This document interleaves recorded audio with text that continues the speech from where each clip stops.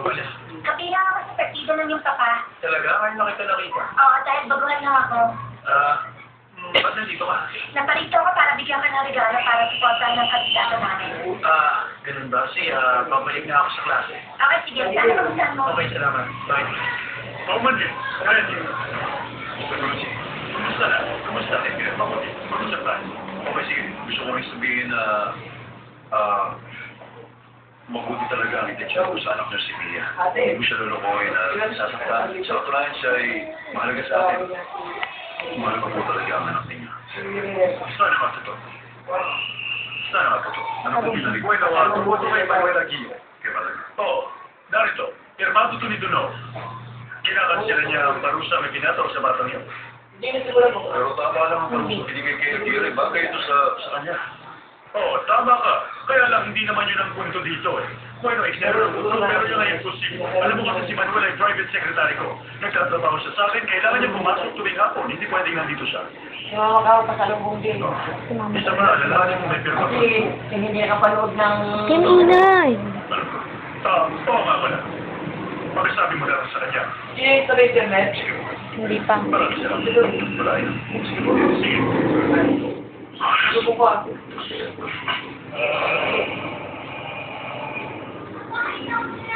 Ano to? Ano ito? Uy! Sino kagawa nito? Hindi ko akala ito. Gusto kong mamatay.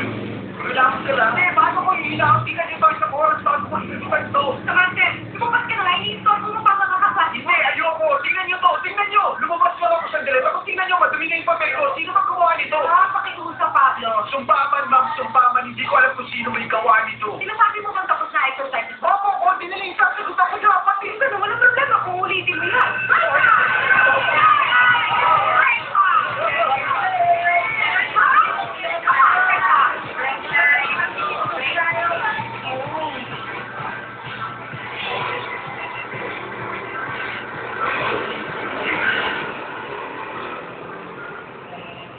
Kawawa naman si Pablo, bigo pa naman yun. Bigo, ang sabihin mo, mahina sa ibang bagay. Gido. May nagsabi na sa akin. Oo, ganda ang mga mata niya. Maganda, oo. Alam siya mata.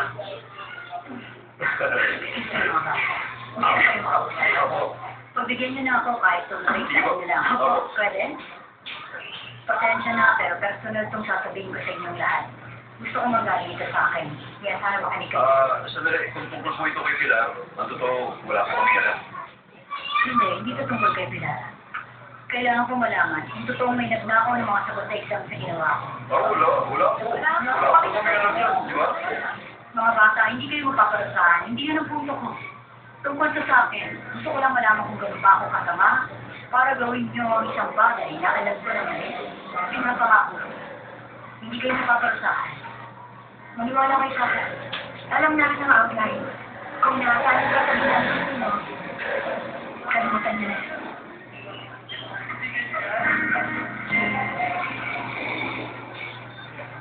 Marisa! Ano? Magaling! Magaling ang pagkakagaling mo ng liquid paper sa papagalingan niya. Napakadali lang nun. Hindi mo alam ang ginawa naman sa kantin. Isang eksena na napakaganda. Yata ako. Hindi ako naniniwala sa sinasabi mo. Kumari, natatalo tayo sa harap ng mga boys. Makinig naman sila sa atin. Tapos sinanong ko si Pablo. Pablo, naniniwala ka? Ano sinagot na? Wala naman. Pero sa sorpresa binigay natin sa kanya, maniniwala na siya ngayon. Ay, Marisa. Nakabalik ka na dito. Mabuti. Congratulations. Gusto kong babae katulad mo. Bye. Sandali. Ano nangyayari? Sabihin mo, ang lahat. Okay.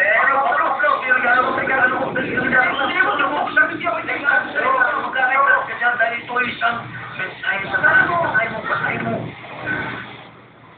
Ang lahat ng mga tao masasama ay magbabayan. Hindi ako nagkakawa. Napustahan natin kay Marisa. Makatulong ako kahit paano. Pero wala talaga akong kinalaman. Wala maliw kayo dalawa. Pero mas maliw kayo kung naniniwala kayo dito. Hindi pa nakikita ang sinungalingan lang. Hindi, sa tingin ko, totoo. Natatanda mo nangyari kanina. Success mo, natin lang muna.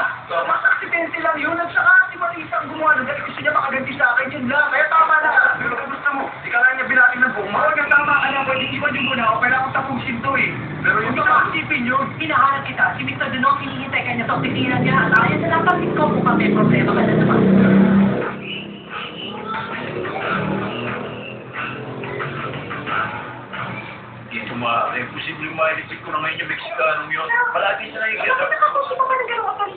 Celia, sabi niya gusto niyo pumasok ito sa hapon bilang kanyang private secretary. Hindi ko alam. Alam mo ba nagtatrabaho siya sa kanya? Ay, hindi. Hindi, manuwa na ako sa kanya. Kay manuwalan kita, matuwa na ako sa kanila. Pero makakarinig sila sa akin. Sir, ako salamat sa tulong niyo. Sa akin na sa pagkakas hindi makakalimutan sa kung bakit ikaw na ang pinagagawa niyo sa akin, ha? So, wala na akong oras para mag-alali. Okay na, umayos. Ngayon, isang bagay lang ipapakiusap ko. Kapag malapit ng final exam, sabihin mo sa akin pa, makapag-aral ko.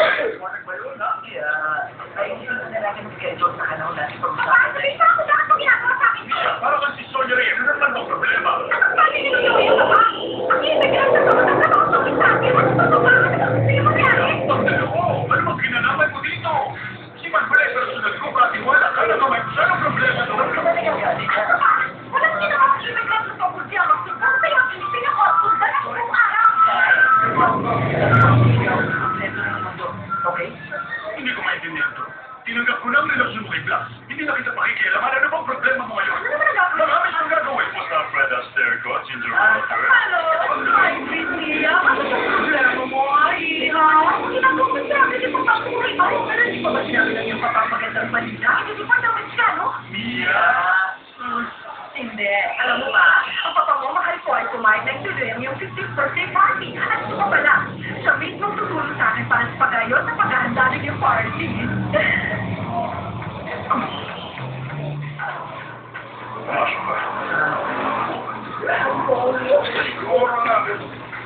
Esko ka. Alam mo ba kung bakit kita pinatawag? Hindi, yung siguro.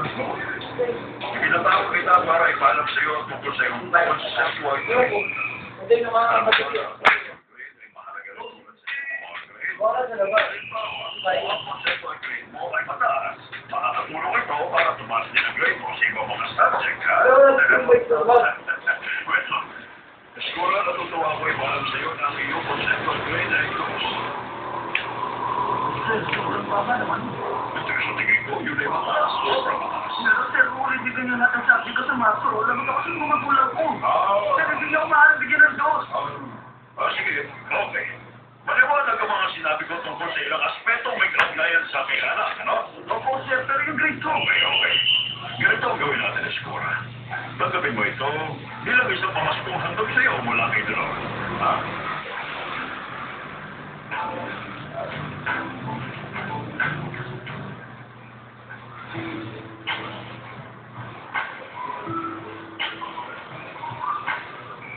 Tama. Tapos na ang break, hindi ko narinig ang bell. Hindi po punta pa sa break. Ganun ba, alis na muna ako. Huwag kayo umalis. Pwede tayo mag-usap tungkol sa exams, Ma'am Claudia. Wala na akong dapat sabihin nun. Maliwanag na ang lahat kahit sino pwedeng gawin ito sa akin. Hindi po kahit sino. Alam ko kung sino mo nga. Hindi ako sumbungera. Pero, ewan ko, halata na hindi kayo nagbabatihan sa isa't isa. At ang nangyari, makakatulong para mag-usap kayo at ayusin ang mga bagay-bagay. Si Pilar. Ma'am Claudia, alam ko hindi masama si Pilar. Medyo nagpapulan na siya.